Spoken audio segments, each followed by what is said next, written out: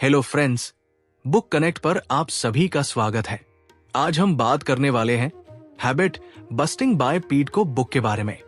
हर इंसान की जिंदगी में कुछ ना कुछ हैबिट्स होती है, कुछ अच्छी, कुछ बुरी। लेकिन जब हम किसी बुरी हैबिट को बदलना चाहते हैं तो सबसे पहले हमें यह समझना जरूरी होता है कि वो हैबिट असल में है क्या। यानी हैबिट को बाहर से नहीं, अंदर से जानना पड़ता है। जैसे एक साइंटिस्ट माइक्रोस्कोप से किसी चीज को डिटेल में ऑब्जर्व करता है, वैसे ही हमें अपनी हैबिट को ऑब्जर्व करना होता है। सिर्फ ये सोचना कि मुझे ये हैबिट छोड़नी है काफी नहीं है। ये जानना जरूरी है कि ये हैबिट शुरू कब होती है, क्यों होती है, उस वक्त हम क्या महसूस कर रहे होते हैं और हैबिट के बाद हमारे अंदर क्या चेंजेस आते हैं। अब सवाल यह आता है कि किसी हैबिट को डीपली कैसे समझा जाए। सबसे सिंपल और इफेक्टिव तरीका है सेल्फ ऑब्जर्वेशन और जर्नलिंग। जब भी आप उस हैबिट को दोहराने वाले हो तो पॉज करें और खुद से पूछें, मैं अभी ऐसा क्यों कर रहा हूं? मुझे इस वक्त क्या फील हो रहा है? इससे पहले क्या हुआ था? और जब मैं ये हैबिट पूरी कर लूंगा तो कैसा महसूस करूंगा? ये क्वेश्चन सिंपल लग सकते हैं, लेकिन जब आप ऑनेस्टली इनके जवाब देने लगते हैं तो आपको अंदर से क्लैरिटी मिलने लगती है। मान लीजिए आपकी हैबिट है हर थोड़ी देर में फोन उठाकर सोशल मीडिया चेक करना। अब आप खुद से ये क्वेश्चंस पूछिए, आपने फोन कब उठाया? उस वक्त आप क्या कर रहे थे? क्या आप बोर थे, एंग्जियस थे या कुछ अवॉइड कर रहे थे?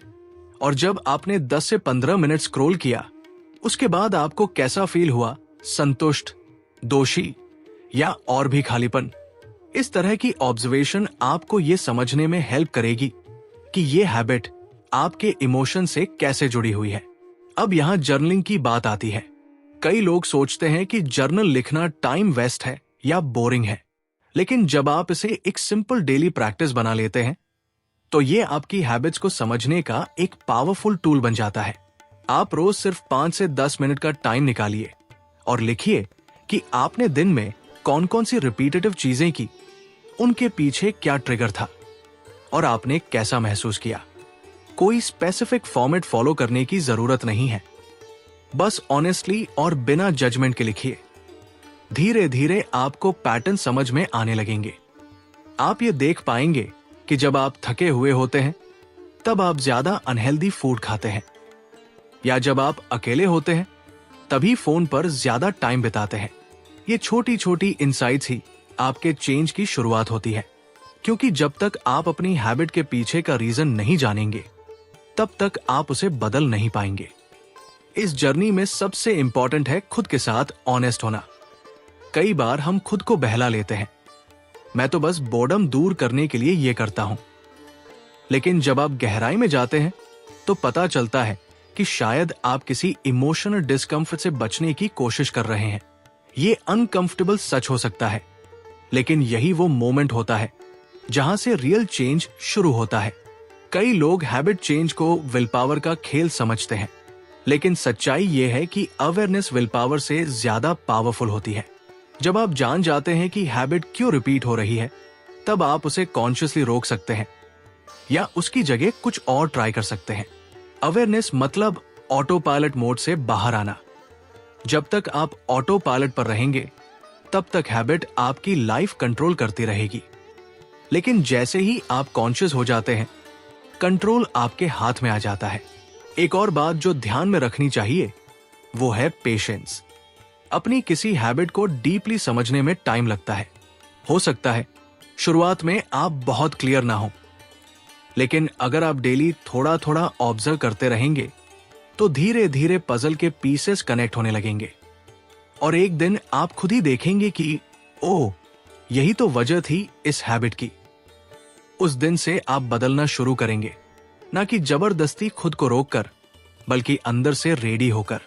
तो अगली बार जब आप अपनी कोई हैबिट दोहराते हुए खुद को पकड़े तो उसे जज मत कीजिए, बस एक साइंटिस्ट की तरह ऑब्जर्व कीजिए। क्यूरियोसिटी के साथ, कंपैशन के साथ खुद से बात कीजिए। जर्नल में लिखिए और अपनी हैबिट को समझने की कोशिश कीजिए, क्योंकि जब आप अपनी हैबिट को समझते हैं तभी आप उसे बदलने की ताकत हासिल करते हैं। अगर आप चाहें तो इस प्रोसेस को थोड़ा फन भी बना सकते हैं, जैसे हैबिट ट्रैकिंग एप्स का यूज करना, कुछ क्रिएटिव नाम देना अपनी हैबिट्स को, या फिर अपने जर्नल में इमोजीज के साथ फीलिंग्स रिकॉर्ड करना। चेंज बोरिंग नहीं होना चाहिए, वो एक एक्साइटिंग जर्नी हो सकती है अगर आप उसे गेम की तरह ट्रीट करें। इस पूरे प्रोसेस का अल्टीमेट गोल है कि आप खुद को ज्यादा डीपली समझें, क्योंकि हैबिट्स सिर्फ एक्शंस नहीं होती, वो हमारे अंदर छिपी फीलिंग्स, बिलीव्स और ट्रिगर से जुड़ी होती है। जब आप इन चीजों को डिकोड करना सीख जाते हैं, तब आप सिर्फ हैबिट्स नहीं बदलते, आप खुद को बदलते हैं। आपको क्या लगता है, आपकी सबसे स्टबर्न हैबिट के पीछे कौन सा इमोशन या ट्रिगर छिपा हो सकता है? जब भी हम किसी हैबिट को बदलने की सोचते हैं, तो सबसे पहले दिमाग में मोटिवेशन की बात आती है। लेकिन सच्चाई यह है कि सिर्फ ऊपरी मोटिवेशन से कोई भी बड़ा बदलाव पॉसिबल नहीं होता। जैसे अगर कोई कहे मुझे वेट लूज करना है, तो वो रीजन थोड़ा सुपरफिशियल होता है। ऐसा नहीं कि वो गलत है, लेकिन वो इतना पावरफुल रीजन नहीं है कि जब मुश्किलें आए तब भी हम टिके रहें। रियल और लास्टिंग चेंज के लिए हमें एक ऐसा रीजन चाहिए जो हमारे दिल से जुड़ा हो, जो हमारी इमोशंस और वैल्यूज को छूता हो। अगर आपको हमारी फ्री समरी अच्छी लगती है, तो आप हमारे चैनल को सब्सक्राइब कर सकते हैं, हमारी मेंबरशिप खरीद सकते हैं, या हमें यूपीआई के थ्रू सपोर्ट कर सकते हैं। अब समरी पर वापस चलते हैं, और यही है आपका पावरफुल वाई। अब सवाल ये उठता है कि ये पावरफुल वाई ढूंढे कैसे? इसके लिए सबसे पहला स्टेप है खुद से ऑनेस्टली बात करना। आप खुद से पूछिए, मैं ये हैबिट क्यों छोड़ना चाहता हूं? जो भी पहला जवाब आए उसे एक्सेप्ट कीजिए, लेकिन वही रुकिए मत। उस जवाब के पीछे क्या छिपा है उसे एक्सप्लोर कीजिए। ये काम करने के लिए एक बहुत ही आसान और यूजफुल तरीका है 5 क्यों टेक्निक। इसका मतलब है कि जब आप अपने लक्ष्य का कारण बताते हैं, तो उससे जुड़ा क्यों 5 बार पूछिए। हर बार एक नया लेवल मिलेगा जो आपको आपकी डीपर इमोशनल नीड तक ले जाएगा। मान लीजिए आपने कहा मुझे स्मोकिंग छोड़नी है। 1 क्यों? जवाब, क्योंकि ये मेरी हेल्थ के लिए खराब है। 2 क्यों आप अपनी हेल्थ इंप्रूव करना चाहते हैं? जवाब, क्योंकि मैं चाहता हूं कि मैं ज्यादा दिन तक जी सकूं। 3 क्यों आप ज्यादा दिन तक जीना चाहते हैं? जवाब, क्योंकि मैं अपने बच्चों को बड़ा होते देखना चाहता हूं। 4 क्यों वह आपके लिए जरूरी है? जवाब, क्योंकि मैं उनके साथ वक्त बिताना चाहता हूं, उन्हें गाइड करना चाहता हूं। 5 क्यों ये इतना इंपॉर्टेंट है? जवाब, क्योंकि मेरे लिए मेरी फैमिली ही सब कुछ है। अब देखिए, शुरुआत में जो रीजन था हेल्थ के लिए छोड़ना है, वो अब ट्रांसफॉर्म होकर एक डीप इमोशनल कनेक्शन में बदल गया। मैं अपने बच्चों के साथ जिंदगी बिताना चाहता हूं। यही है आपका पावरफुल भाई, एक ऐसा रीजन जो सिर्फ लॉजिक से नहीं, दिल से जुड़ा हो। जब आप थक जाए, जब मोटिवेशन कम हो जाए, जब पुरानी हैबिट फिर से खींचने लगे, तब यही भाई आपको रोकता है, संभालता है और रिमाइंड करता है कि आपने ये जर्नी क्यों शुरू की थी। इसके साथ ही एक और तरीका है अपने पर्सनल वैल्यूज को क्लियर करना। वैल्यूज मतलब आपकी जिंदगी के वो प्रिंसिपल्स जो आपके लिए सबसे इंपॉर्टेंट है। कुछ लोगों के लिए ऑनेस्टी सबसे बड़ा वैल्यू होता है, कुछ के लिए फैमिली, कुछ के लिए फ्रीडम, डिग्निटी या स्पिरिचुअलिटी। जब आप अपनी हैबिट्स को अपनी वैल्यूज से कनेक्ट कर देते हैं, तो मोटिवेशन ऑटोमेटिक बन जाता है। सोचिए, अगर आपकी वैल्यू है सेल्फ रिस्पेक्ट और आपकी कोई हैबिट बार बार आपको गिल्ट या शेम फील कराती है, तो वो हैबिट आपकी वैल्यू से क्लैश करती है। और जब आप ये रियलाइज करते हैं, तब आपके अंदर एक नेचुरल अर्ज पैदा होती है उस हैबिट को बदलने की, क्योंकि अब बात सिर्फ हैबिट की नहीं, बल्कि आपकी आइडेंटिटी की हो रही है। एक और अमेजिंग तरीका है इमोशनल विजन क्रिएट करना। इसका मतलब है कि आप अपनी इमेजिनेशन से एक ऐसा सीन बनाइए जिसमें आप देख रहे हो कि आप हैबिट चेंज करने के बाद कैसा महसूस करेंगे। आपकी लाइफ कैसी दिखेगी, आप कैसे लोगों के साथ होंगे। ये सिर्फ सोचना नहीं है, ये फील करना है। जैसे एक मूवी की तरह इमेजिन करना कि आप खुद को कॉन्फिडेंट, एनर्जेटिक और खुश महसूस कर रहे हैं और आपके आसपास के लोग आप पर प्राउड है। इस तरह की इमोशनल इमेजरी आपके दिमाग में एक पॉजिटिव पिक्चर बनाती है जो आपको बार बार उस डायरेक्शन में पुश करती है। तो अगर आप अपनी हैबिट्स को बदलने में सीरियस हैं, तो सबसे पहले अपना पावरफुल वाई ढूंढें। 5 क्यों टेक्निक ट्राई करें, अपनी वैल्यूज को क्लियर करें और एक इमोशनल विजन बनाएं। ये रीजंस आपके चेंज को ना सिर्फ मजबूत करेंगे बल्कि उसे मीनिंगफुल और लास्टिंग भी बनाएंगे। आपका पावरफुल वाई क्या है? अपनी किसी हैबिट को बदलने का सबसे डीप रीजन क्या हो सकता है? कमेंट करके जरूर बताएं। और धन्यवाद आपका समरी एंड तक सुनने के लिए। यह आपकी एनर्जी का सोर्स बन जाती है, खासकर तब जब सब कुछ मुश्किल लग रहा हो। अब यह बात याद रखिए कि पावरफुल वाई कोई एक दिन में नहीं बनता। यह धीरे धीरे क्लैरिटी के साथ उभरता है। हो सकता है शुरुआत में आपको एग्जैक्ट वर्ड्स ना मिले, लेकिन जैसे जैसे आप खुद से जुड़ते जाएंगे, जर्नल में लिखते रहेंगे, वैल्यूज को एक्सप्लोर करते रहेंगे, आपका वाई और भी क्लियर होता जाएगा।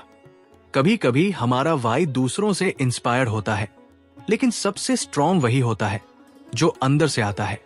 जैसे सिर्फ इसलिए क्विट करना कि दोस्त कह रहे हैं, बहुत वक्त तक नहीं टिकेगा। लेकिन अगर अंदर से लगे कि मुझे अपनी जिंदगी रिक्लेम करनी है, तो फिर वो फायर लंबे समय तक जलती है। चेंज की जर्नी में बार बार ऑब्स्टेकल्स आएंगे, पुराने पैटर्न्स लौटने की कोशिश करेंगे, लेकिन जब आपके पास एक पावरफुल वाई होता है तो आप गिरने के बाद भी उठ जाते हैं, क्योंकि आपके अंदर एक गहरी वजह होती है जो आपको हर बार रिमाइंड कराती है कि आप क्यों शुरू हुए थे। इसलिए अगली बार जब आप कोई नई हैबिट अडॉप्ट करने या कोई पुरानी हैबिट छोड़ने का सोचें, तो एक पल के लिए रुकिए, खुद से कनेक्ट कीजिए, गहराई में जाइए, सिर्फ क्या नहीं क्यों को समझिए। क्योंकि जब वाई क्लियर होता है तो हाउ अपने आप आसान लगने लगता है। जब भी हम किसी बुरी हैबिट को छोड़ने की कोशिश करते हैं, तो सबसे पहले जो चीज हमारे रास्ते में आती है वो बाहर की नहीं, हमारे अंदर की होती है, हमारे खुद के बिलीव्स। कई बार हम खुद से ही ये बोलते रहते हैं, मुझसे नहीं होगा, मैं हमेशा फेल करता हूं, मैं डिसिप्लिन में रह नहीं सकता, मैं कमजोर हूं। और ये बातें हम इतने सालों से बोलते बोलते मान चुके होते हैं कि हमें लगता है ये सच है। लेकिन सच ये है कि ये सब लिमिटिंग बिलीव्स हैं, यानी ऐसे बिलीव्स जो हमें आगे बढ़ने से रोकते हैं। अक्सर ये बिलीव्स बचपन से बनना शुरू हो जाते हैं। किसी टीचर ने डांट दिया कि तू कभी कंसंट्रेट नहीं कर सकता, या किसी बड़े ने कह दिया तू तो कामचोर है, और हम उस बात को बार बार सुनकर अंदर ही अंदर एक्सेप्ट कर लेते हैं। अब चाहे कितनी भी मोटिवेशन मिल जाए, अगर अंदर से हम खुद को लायक ही नहीं समझते, तो चेंज शुरू होने से पहले ही रुक जाता है। इसलिए सबसे जरूरी काम है इन लिमिटिंग बिलीव्स को पहचानना और उन्हें चैलेंज करना। पहला स्टेप है इन बिलीव्स को सरफेस पर लाना, मतलब खुद से ईमानदारी से पूछना, कौन सी बातें मैं खुद के बारे में बार बार सोचता हूं जो मुझे रोकती है। यह काम जर्नलिंग से बहुत अच्छे से हो सकता है। बस अपने थॉट्स को बिना फिल्टर किए लिखते जाइए। जैसे ही आप लिखना शुरू करेंगे, आपको दिखने लगेगा कि आप खुद को लेकर क्या क्या मानते आए हैं। दूसरा स्टेप है इन बिलीव्स को चुपचाप मान लेने की बजाय उनसे सवाल करना। मान लीजिए आपके अंदर एक बिलीफ है, मैं कभी फोकस नहीं कर सकता। अब खुद से पूछिए, क्या यह हमेशा सच है? क्या कभी ऐसा हुआ है जब मैं एकदम फोकस में था? ज्यादातर केसेस में जवाब मिलेगा हाँ, कुछ सिचुएशंस में मैं फोकस कर पाया था। बस यहीं से आपकी सोच में बदलाव शुरू होता है। एक पावरफुल तरीका है बिलीफ लैडर का यूज करना। इसमें हम पुराने बिलीफ से धीरे धीरे नए बिलीफ की ओर मूव करते हैं, जैसे एक सीढ़ी चढ़ना। मान लीजिए आपका लिमिटिंग बिलीफ है, मैं कभी कंसिस्टेंट नहीं रह सकता। अब सीधे मैं सुपर कंसिस्टेंट हूं कह डालने से दिमाग एक्सेप्ट नहीं करेगा। इसलिए पहले स्टेप पर आप लिखिए, कभी कभी मैं कंस रहा हूं। फिर मैं प्रैक्टिस करूं, तो कंसिस्टेंसी इंप्रूव हो सकती है। फिर मैं हर दिन थोड़ा थोड़ा कंसिस्टेंट बन रहा हूं और आखिर में मैं एक कंसिस्टेंट इंसान हूं। यह प्रोसेस दिमाग को स्टेप बाय स्टेप नए बिलीफ की तरफ रिवायर करता है। इसके साथ एक और स्ट्रॉन्ग टूल है अफर्मेशन स्क्रिप्टिंग। इसका मतलब है नए पॉजिटिव बिलीव्स को खुद के लिए लिखना और डेली बोलना। जैसे, मैं परिवर्तन के लिए सक्षम हूं, मैं मजबूत और सेंट्रेटेड हूं, हर दिन मैं बेहतर हो रहा हूं। शुरू में शायद ये बातें थोड़ी अजीब लगें, लेकिन रोज बोलने से ये दिमाग के अंदर बैठने लगती है और धीरे धीरे आपका बिहेवियर बदलने लगता है।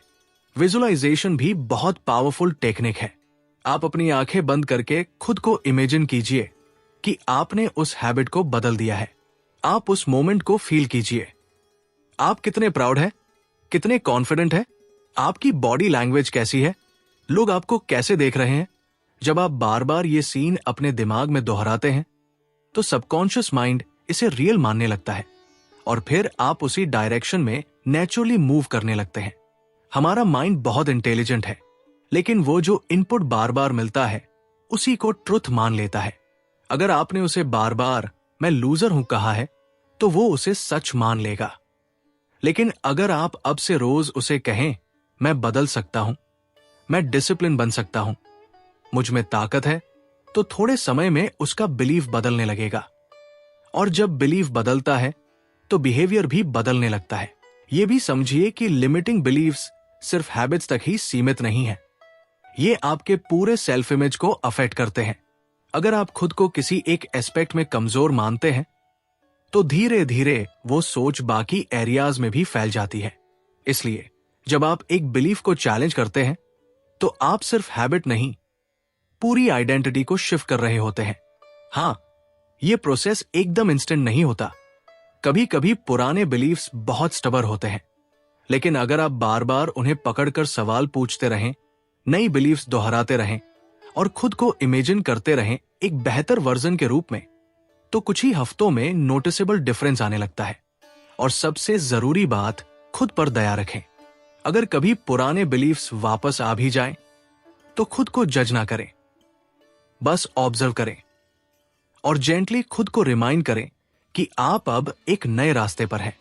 ट्रांसफॉर्मेशन कोई लीनियर प्रोसेस नहीं है, इसमें अप्स एंड डाउन्स होते हैं, लेकिन हर बार जब आप खुद को संभालते हैं तो आप और स्ट्रांग बनते हैं। आखिर में यही कहना चाहूंगा कि बुरी हैबिट से बाहर निकलने की शुरुआत सिर्फ एक्शन से नहीं, बिलीफ से होती है। जब आप अपने लिमिटिंग बिलीव्स को पकड़कर उनसे सवाल करते हैं और उन्हें नए पावरफुल बिलीफ से रिप्लेस करते हैं, तो आप सिर्फ हैबिट नहीं, पूरी लाइफ का डायरेक्शन बदल सकते हैं। कई बार हम मन ही मन सोचते रहते हैं कि अब मुझे बदलना है, अब से मैं ये हैबिट छोड़ दूंगा, या अब से मैं सीरियसली काम लूंगा। लेकिन ऐसा कुछ खास होता नहीं। क्यों? क्योंकि हमारी इंटेंशन सिर्फ सोच तक सीमित रहती है, वेग होती है, बिना किसी ठोस एक्शन के। बस एक हल्का सा इरादा होता है जो हवा की तरह उड़ जाता है जब असली लाइफ की चैलेंजेस सामने आती है। यही वजह है कि पीट कोहेन इस टेप में एक बात बहुत स्ट्रांगली बताते हैं। अगर आपको सचमुच चेंज चाहिए तो एक कॉन्क्रीट डिसीजन लेना जरूरी है। कॉन्क्रीट डिसीजन का मतलब है ऐसा फैसला जो फर्म हो, क्लियर हो और जिसके पीछे आपका पूरा कमिटमेंट हो। यह सिर्फ सोचने की बात नहीं है, बल्कि करने की बात है। पहला स्टेप है अपने फैसले को लिखना। जब आप किसी हैबिट को छोड़ने या बदलने का मन बना ले, तो उसे अपने शब्दों में नोटबुक या जर्नल में लिखिए। जैसे, मैं 15 मई से हर सुबह 6 बजे उठूंगा और वर्कआउट करूंगा। मैं आज से स्मोकिंग छोड़ रहा हूं। इस तरह का लिखित बयान आपके माइंड में एक नई सीरियसनेस ले आता है। लिखने से वेग सोच एक ठोस रियलिटी में बदल जाती है। दूसरा स्टेप है उस डिसीजन को जोर से बोलना। हां, खुद से जोर से कहिए, मैं अब से ये हैबिट छोड़ रहा हूं, मैं चेंज के लिए रेडी हूं, मैं कमिटेड हूं। जब आप अपने वर्ड्स को सुनते हैं तो वो एक तरह की वर्बल कॉन्ट्रैक्ट बन जाती है। ये वॉइस आपके अंदर की डाउटफुल थॉट्स को थोड़ी देर के लिए चुप करा देती है और आपको अपनी बात का वेट महसूस कराती है। तीसरा स्टेप सबसे मजेदार है, चेंज की एक डेट फिक्स करना। हाँ, एक ऐसा दिन तय करना जब से आप अपनी नई जर्नी शुरू करेंगे। जैसे 1 जून से मैं अपनी नई हैबिट शुरू करूंगा। ये डेट आपके लिए एक माइलस्टोन बन जाती है। ये आपको एक क्लियर स्टार्टिंग पॉइंट देती है और आपके कमिटमेंट को और सॉलिड करती है। इन तीनों स्टेप्स लिखना, बोलना और डेट फिक्स करना से आपका डिसीजन सिर्फ एक सोच नहीं रहता, बल्कि एक रियल टचेबल कमिटमेंट बन जाता है। यह आपके माइंड को सिग्नल देता है कि अब बात सीरियस है। कोहेन कहते हैं कि जब आप एक क्लियर चेंज डेट सेट करते हैं तो वो आपके दिमाग को एक सिग्नल देता है कि ये सीरियस है। सोचिए, अगर कोई बोले कभी तो शुरू करूंगा, तो वो शायद सालों तक शुरू ही ना करे। लेकिन अगर कोई बोले मैं सोमवार से शुरुआत कर रहा हूं, तो अचानक वो तैयारियां करने लगता है, माइंडसेट बनाने लगता है।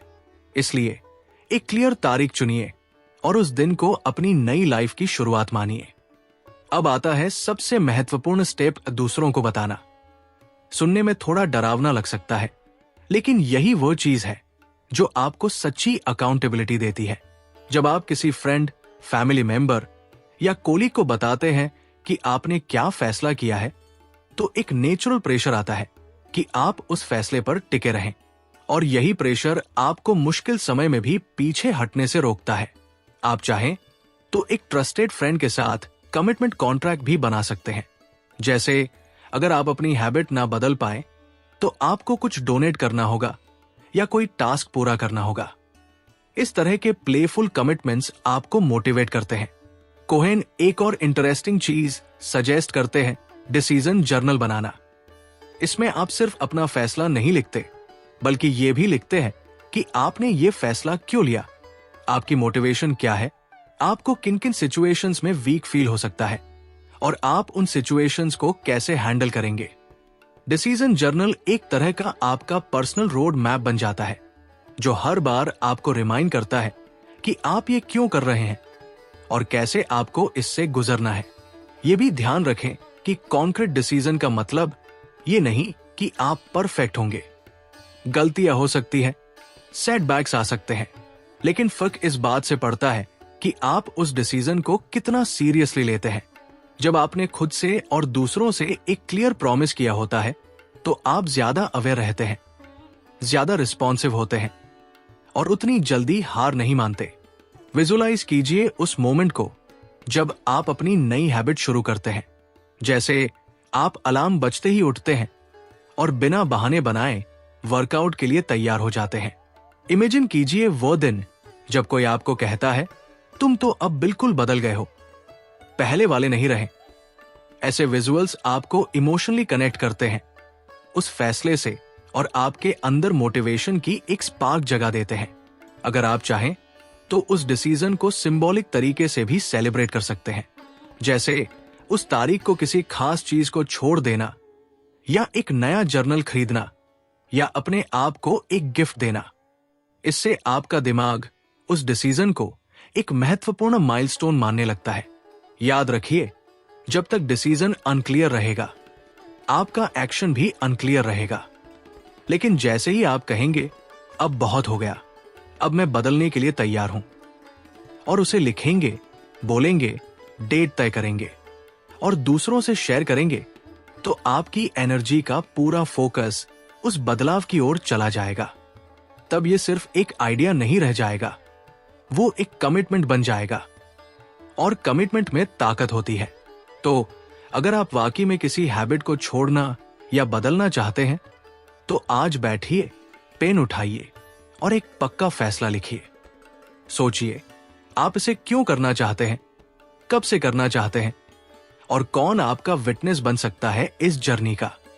और एक बात हमेशा याद रखिए, जब आप क्लियर डिसीजन लेते हैं, तभी आपकी जर्नी का असली मैजिक शुरू होता है। किसी भी बुरी आदत को छोड़ना अपने आप में एक मुश्किल काम होता है, लेकिन उससे भी बड़ा चैलेंज ये होता है कि जब आप कोई आदत छोड़ते हैं तो उसके बदले में क्या करेंगे, क्योंकि माइंड को खाली जगह बिल्कुल पसंद नहीं। अगर आपने पुरानी आदत को बस रोका और उसकी जगह कुछ नया नहीं दिया, तो दिमाग खुद ब खुद वापस उसी पुराने पैटर्न पर चला जाएगा। इसीलिए कोहेन इस स्टेप में कहते हैं कि आपको सिर्फ बैड हैबिट को छोड़ना नहीं है, बल्कि उसके लिए एक नया बिहेवियर प्लान बनाना है। यानी अब आप क्या करेंगे, कब करेंगे और कैसे करेंगे, इसका पूरा ब्लूप्रिंट तैयार करना होगा। सोचिए, अगर किसी को हर बार स्ट्रेस में सिगरेट पीने की आदत है और वो इसे छोड़ना चाहता है, तो अब उसे सोचना होगा कि उस स्ट्रेस के समय में वह और क्या कर सकता है जो हेल्थियर हो सकता है वो डीप ब्रीदिंग करे या म्यूजिक सुने या किसी दोस्त को कॉल करे। ये प्लानिंग जरूरी है, क्योंकि जब वो सेम स्ट्रेस दोबारा आएगा तो दिमाग किसी रिस्पॉन्स की तलाश करेगा, और अगर आपने पहले से नया ऑप्शन तैयार नहीं किया तो वो पुरानी आदत पर लौट जाएगा। इस प्रोसेस में सबसे पहले आपको समझना होगा कि आपकी पुरानी आदत किस समय, किस जगह और किस इमोशन से जुड़ी हुई है। इसे आप थोड़ा ऑब्जर्व करके जान सकते हैं।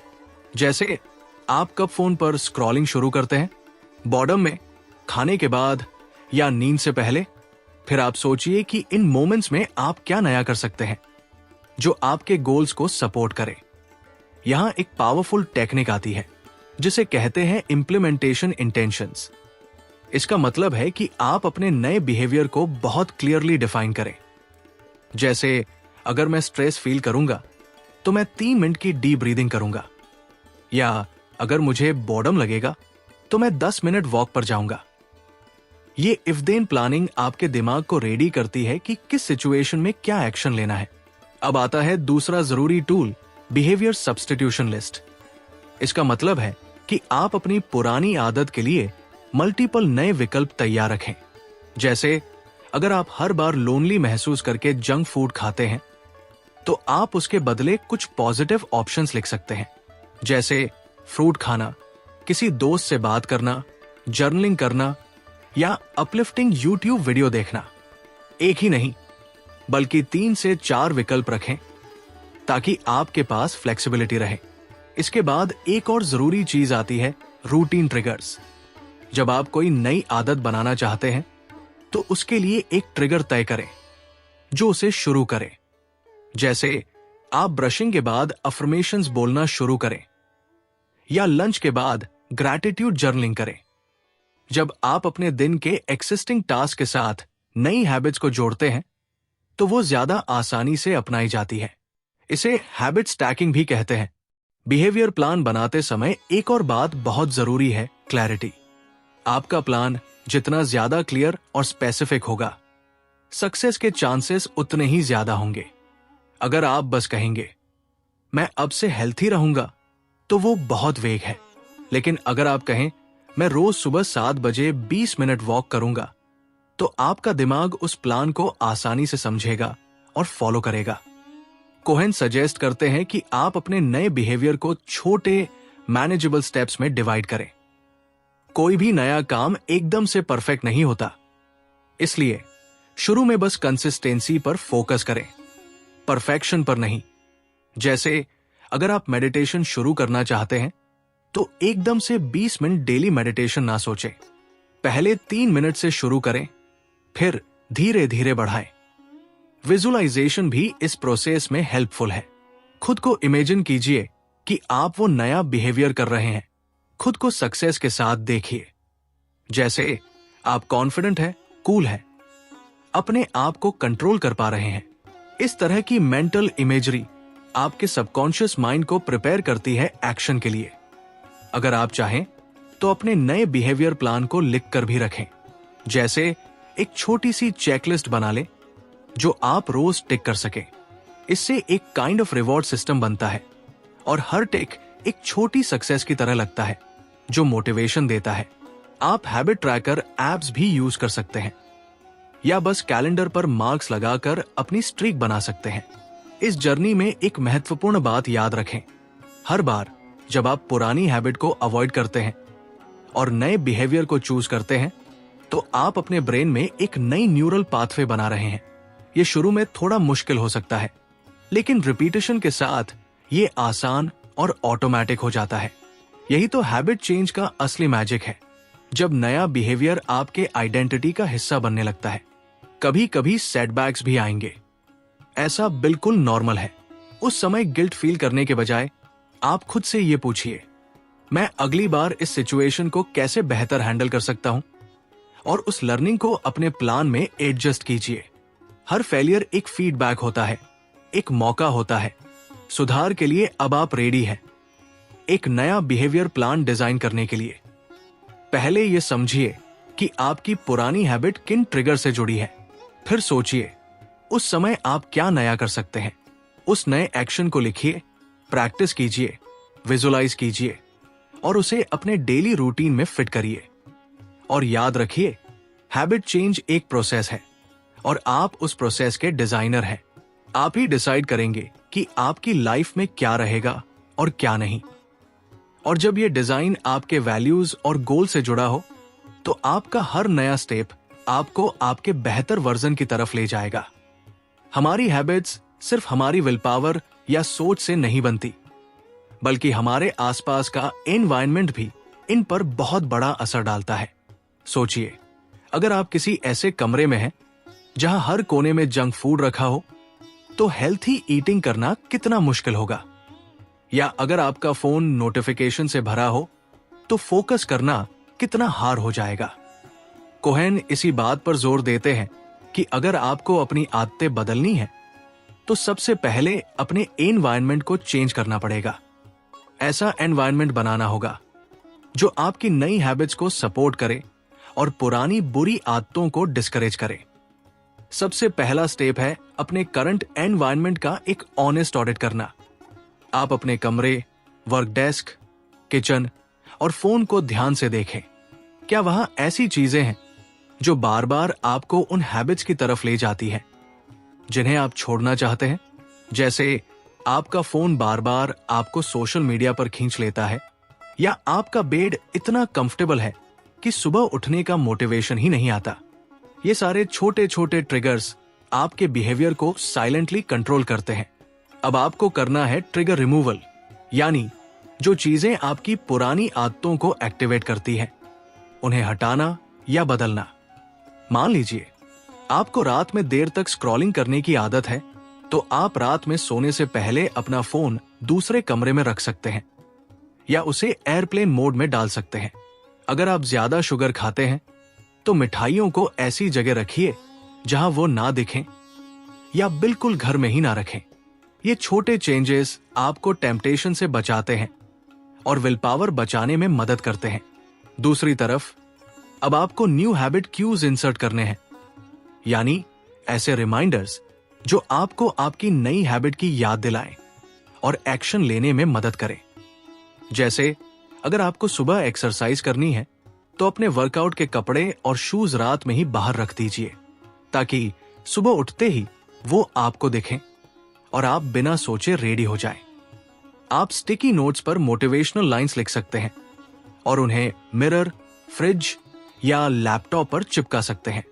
या आप फोन में अलार्म सेट कर सकते हैं जो आपको सही समय पर रिमाइंड करे कि अब जर्नलिंग करनी है या मेडिटेशन करनी है। डिजिटल एनवायरनमेंट भी उतना ही महत्वपूर्ण है। आपके फोन में कौन कौन से ऐप्स हैं, कौन से नोटिफिकेशंस आ रहे हैं, कौन सी साइट्स आप बार बार विजिट करते हैं, ये सब आपकी प्रोडक्टिविटी और मेंटल स्टेट पर असर डालते हैं। अगर आपको पता है कि इंस्टाग्राम या यूट्यूब पर टाइम वेस्ट होता है, तो आप ऐसे ऐप्स को हाइड कर सकते हैं, टाइम लिमिट्स लगा सकते हैं या प्रोडक्टिविटी ऐप्स इंस्टॉल कर सकते हैं जो डिस्ट्रैक्शन को ब्लॉक करें। अपने होम स्क्रीन को थोड़ा मिनिमलिस्ट बनाएं। सिर्फ वही ऐप्स रखें जिनकी सचमुच जरूरत हो। एनवायरनमेंट सिर्फ फिजिकल स्पेस तक ही लिमिटेड नहीं है, आपके आसपास के लोग भी आपके हैबिट्स को शेप करते हैं। कोहेन कहते हैं कि अगर आप खुद को ऐसे लोगों के बीच रखें जो आपकी गोल्स को सपोर्ट करते हैं, तो आपका सक्सेस रेट काफी बढ़ जाता है। अगर आप फिटनेस इंप्रूव करना चाहते हैं, तो ऐसे दोस्त बनाइए जो खुद हेल्थ कॉन्शियस हो। अगर आप रीडिंग हैबिट डालना चाहते हैं, तो बुक क्लब्स ज्वाइन करें या ऐसे लोगों से बात करें जो बुक्स पढ़ते हैं। सोशल सर्कल में बदलाव मुश्किल लग सकता है, लेकिन कभी कभी थोड़ा सा डिस्टेंसिंग या बाउंड्री सेट करना भी काफी होता है। एक पावरफुल टेक्निक है एनवायरनमेंट को थोड़ा गेम की तरह देखना। जैसे एक खेल जिसमें आप अपने सराउंडिंग्स को अपने मिशन के लिए डिजाइन कर रहे हैं। अगर आप खुद को एक आर्किटेक्ट समझे जो अपने फ्यूचर सेल्फ के लिए एक सपोर्टिव वर्ल्ड बना रहा है, तो आप हर ऑब्जेक्ट और इंटरैक्शन को कॉन्शियसली चूज करेंगे। जैसे अगर आप राइटिंग हैबिट डालना चाहते हैं तो एक ऐसा कोजी राइटिंग कॉर्नर बनाइए जहां डिस्ट्रैक्शन ना हो और हर बार वहां बैठते ही आपका दिमाग राइटिंग मोड में चला जाए। हर हैबिट के साथ एक कॉन्टेक्स्ट जुड़ा होता है। अगर आप एक ही जगह खाना खाते, टीवी देखते, काम करते और सोते हैं तो दिमाग कंफ्यूज हो जाता है। इसलिए स्पेस को थोड़ा ऑर्गेनाइज करना जरूरी है। जैसे अगर आप सिर्फ एक खास टेबल पर बैठकर पढ़ाई करते हैं तो धीरे धीरे वो जगह आपके दिमाग में स्टडी से जुड़ जाएगी और आपको उस स्पेस में फोकस करना आसान लगेगा। इसे कॉन्टेक्सचुअल कंडीशनिंग कहा जाता है। अगर शुरुआत में सब कुछ बदलना मुश्किल लग रहा हो तो छोटे स्टेप से शुरू करें। हर हफ्ते 1 या 2 हैबिट ट्रिगर्स पर काम करें। धीरे धीरे आपका पूरा एनवायरनमेंट आपकी नई आइडेंटिटी को सपोर्ट करने लगेगा। याद रखिए, जब आपका एनवायरनमेंट आपकी इंटेंशंस के साथ अलाइन होता है तो आपको बार बार मोटिवेट होने की जरूरत नहीं पड़ती। चीजें खुद ब खुद स्मूथ होने लगती है। एनवायरनमेंट डिजाइनिंग का असली गोल यह है कि आप फ्रिक्शन को मिनिमाइज करें। बुरी आदतों तक पहुंचना मुश्किल बनाइए और अच्छी आदतों को करना आसान। यही सीक्रेट है सस्टेनेबल हैबिट चेंज का। जब आपका आसपास का माहौल आपको बार बार पुश करता है सही डायरेक्शन में, तो हर दिन छोटे छोटे विक्ट्रीज मिलती है और आप बिना ज्यादा एफर्ट के ग्रो करते जाते हैं।